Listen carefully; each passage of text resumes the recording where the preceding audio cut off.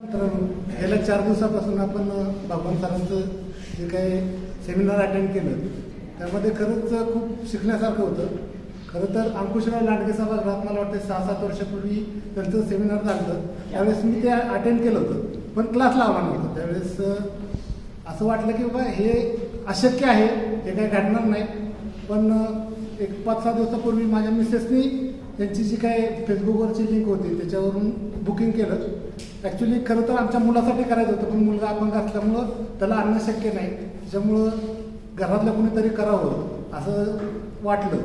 आणि ह्या 4 दिवसात जे टेक्निक मी आत्तापर्यंत बऱ्यापैकी लिडरशिप डेव्हलपमेंटचे प्रोग्राम अटेंड केले, त्यांचे सेमिनार अटेंड केले, पण त्याच्यात आणि ह्याच्यात खूप फरक आहे.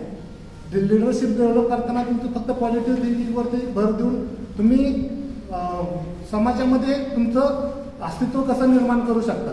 पण हे तुमचं अस्तित्व लाईफटाईममध्ये तुमच्या मेंदूचा विकास झाल्यानंतर तुम्हाला जे काही अचीव होणार आहे ते कुठल्याही शब्दात वर्णन करण्यासारखं होणार नाही.